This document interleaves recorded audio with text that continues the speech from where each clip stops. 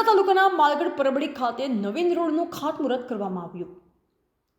ડીસા તાલુકાના માલગઢ ગામે નવીન માર્ગનું ખાતમુહૂર્ત કરવામાં આવ્યું હતું, જેમાં ધારાસભ્ય ગ્રામજનો અને સરપંચને દબાણવાળો રોડ 33 ફૂટ જેટલો ખુલ્લો કરી આપવા વિનંતી કરી હતી।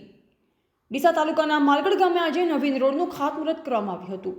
ગુજરાત સરકારના માર્ગ અને મકાન પંચાયત વિભાગ દ્વારા બની રહેલા રોડનું ધારાસભ્ય પ્રવીણભાઈ માળી, તાલુકા ભાજપ પ્રમુખ બહાદુરસિંહ વાઘેલા, જોરાપુરા સરપંચ પ્રકાશ ઠાકોર, માલગઢ સરપંચ પતિ ભેરાજી માળી, ભાજપના આગેવાન કેટી માળી, નરેશભાઈ સોલંકી, એનસી ટાંક તથા માલગઢ ગ્રામ પંચાયતના સભ્ય સુરેશભાઈ ટાંક સહિત આગેવાનોના હસ્તે ખાતમુહૂર્ત કરવામાં આવ્યું હતું। ત્યારે ગ્રામજનો મોટી સંખ્યામાં ઉપસ્થિત રહ્યા હતા। કૃષ્ણનગરથી પરબડી ડેરી સુધી બનતા માર્ગનું કામ વહેલી તકે પૂર્ણ કરવામાં આવશે તેવી ધારાસભ્યશ્રીએ ખાતરી આપી હતી।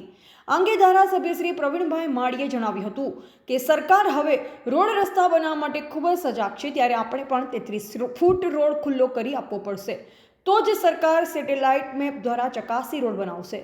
દબાણ કરેલા રોડ ખુલ્લો કરવામાં નહીં આવે તો આ ગ્રાન્ટ અન્ય જગ્યાએ ફળવાઈ જશે। માટે તમામ લોકોને ખાસ વિનંતી છે કે તમામ લોકો પોતાનામાંથી થોડું ઘણું દબાણ દૂર કરાવો, જેથી સારો માર્ગ બને, ગાડી કે બાઇક ચાલકોને પરેશાની ન થાય અને આ વિસ્તારની સમૃદ્ધિ અને વિકાસ પણ વધી શકે।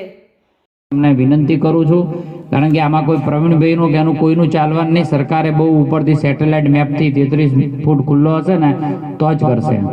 એટલે આપ સૌને હૃદયપૂર્વક વિનંતી, આપણે એમ નહીં કહેતા કે તમારા સંપાદન કરો, કે આ તમારામાંથી થોડું ઘણું ખુલ્લું કરવું તો કરજો।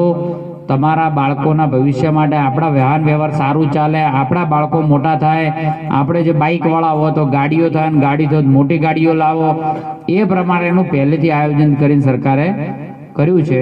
આવનારા સમયની અંદર આપણે ખૂબ બધા મોટા આયોજનો રસ્તા પૈકીના, એટલે આપણે આખોલ 4 રસ્તા જે છે એ આખોલ 4 રસ્તાનું પૂરેપૂરું ટ્રાફિક ઘટાડવા માટે ચારે બાજુ જેટલા પણ રોડ થતા હોય ને એટલા કરવાના છે, કે કોઈએ અહીંથી આ થરાદ રોડેથી જો રાધનપુર રોડે જવું, રાધનપુર રોડથી થરાદ રોડે જવું હોય તો એને આખોલ 4 રસ્તા આવવાની જરૂર નથી। અથવા આ રોડે થરાદ રોડેથી કોઈને કંસારીવાળા રોડે જવું હોય અથવા કંસારી રોડવાળાને જો થરાદ રોડે આવવું હોય તો એને પણ આખોલ 4 રસ્તાએ જવાની જરૂર નથી, વધારાનો ટ્રાફિક ના થાય એ માટેના પ્રી આયોજનો પણ આપણે કરી રાખ્યા છે।